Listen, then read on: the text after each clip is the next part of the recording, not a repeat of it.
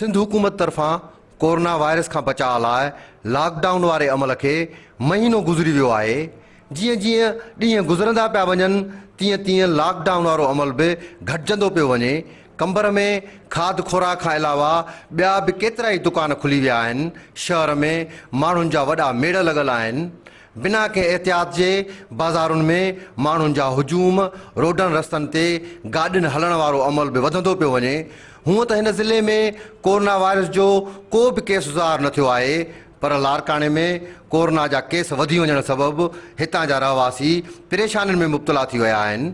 उन सिलसिले में समाजी अॻवाननि सिंधु टीवी न्यूज़ सां ॻाल्हाईंदे चयो त सर, मां इन सिलसिले में इहो चवंदो त जीअं तव्हांखे ख़बर आहे त कंबर ऐं लाड़काणो बिल्कुलु गॾिया पिया आहिनि। थोरो डिस्टेंस आहे। कंबर लाड़काणे में माना अचणु वञणु थींदो ई रहंदो आहे।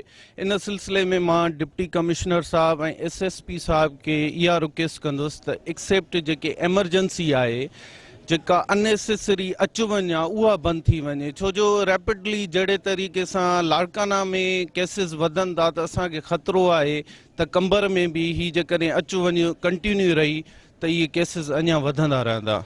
कंबर शहर ऐं लाड़काणो को वेझो न आहे, ईअं सम्झ गॾिया पिया आहिनि ऐं जेका अचु वञु थी रही आहे उहा तमामु घणी थी रही आहे। ऐं पाण फेसबुक पे ॾिसूं था ऐं उहे बि असांखे रिपोर्ट थोरी मिले थी त इहा जेका अचु वञु तमामु सील कई वञे। को बि माण्हू एमरजेंसी खां अलावा कंहिंखे ट्रिप माना क्रॉस कयो न कयो वञे बहितर आहे।